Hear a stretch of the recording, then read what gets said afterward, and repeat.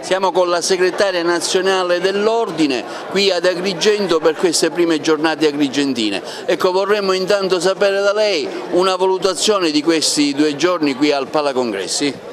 Sicuramente 2 giorni importantissimi per l'infermieristica ma per tutto il sistema sanitario dell'urgenza-emergenza del territorio. Il fatto che ci si possa incontrare in modo così numerevole, perché ci sono 600 presenti che stanno discutendo l'emergenza-urgenza, è un messaggio molto chiaro nei confronti dei cittadini che assistiamo tutti i giorni, perché vogliamo dirglielo che sono in ottime mani e il sistema assolutamente cerca di dargli delle risposte di efficienza il più possibile sicure. Gli infermieri si sono evoluti nel tempo, hanno la capacità di sviluppare delle risposte di bisogni importanti con la sicurezza, con la qualità, e quindi assolutamente una professione in crescita che ha bisogno di essere riconosciuta sia dal punto di vista organizzativo che dal punto di vista economico e soprattutto dal punto di vista dei numeri, perché mancano infermieri sul territorio ed è importante ritrovarli per poter dare le risposte del nostro sistema.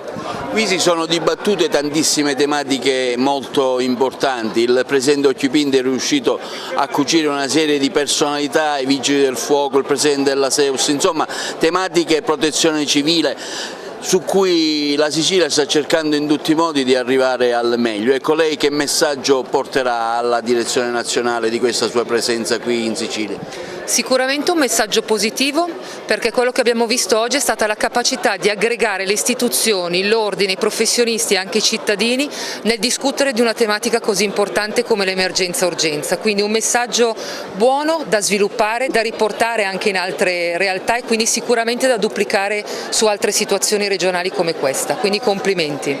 Cristian Manzi è un operatore di Latina che lavora anche a Roma, qui ad Agrigento per questi 2 giorni. Intanto una valutazione di questo evento che si sta svolgendo, che il Presidente è riuscito a mettere insieme un parterre sicuramente molto interessante e molto tecnico.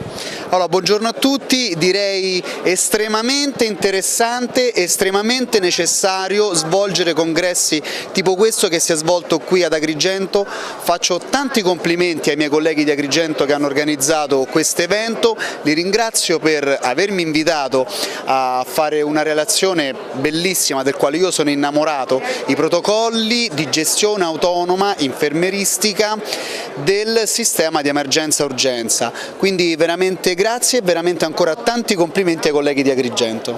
Come valuta anche la sua esperienza qui in Sicilia e il rapporto anche con il Lazio? Lei che viene dal di fuori, quali potrebbero essere le lacune che si potrebbero colmare nel settore? Allora, diciamo che lacune ci sono un po' dappertutto, in ogni ambiente lavorativo noi possiamo trovare delle lacune e possiamo trovare dei punti di riferimento.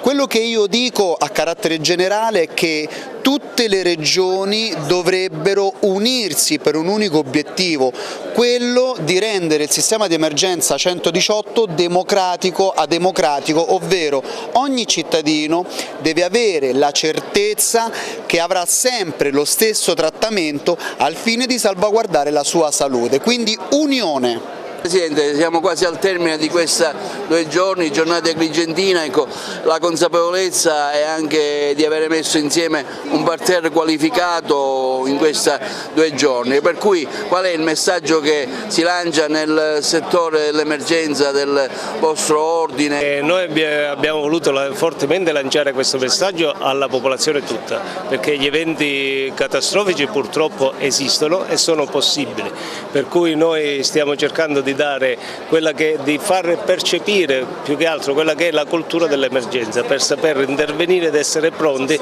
ad affrontare qualsiasi emergenza. Adesso abbiamo preparato anche con i ragazzi del centro della Croce Rossa e delle Misericordie un filmato proprio per far capire come viene affrontata un'emergenza. Quindi diciamo un bilancio positivo, che possiamo già dare appuntamento alla prossima edizione? Sicuramente sì, abbiamo appuntamento già col prefetto per fare una manifestazione in piazza, quindi un'esercitazione vera e propria, per cui prossimamente avremo questo appuntamento, poi formeremo delle persone, gruppi di 50 tra volontari e infermieri che saranno capaci di rispondere alla prima chiamata quando succede un evento di emergenza.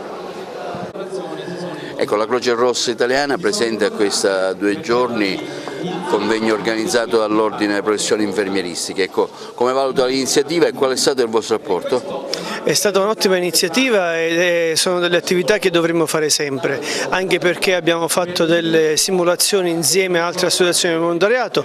Come vedrete ora c'è questo incidente simulato ovviamente stradale insieme alla Misericordia e insieme alla Croce Rossa.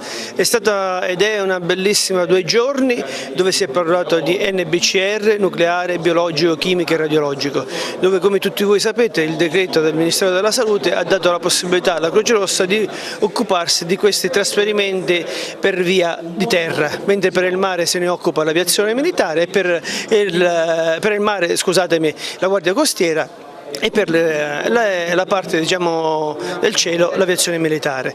Ed è stata veramente una bella iniziativa da ripetere, che proprio ieri il prefetto, Sua Eccellenza il prefetto, ha detto che spera a breve di fare una simulazione con tutte le forze del settore per cercare di fare e per trovarci impreparato, perché protezione civile significa prevenzione.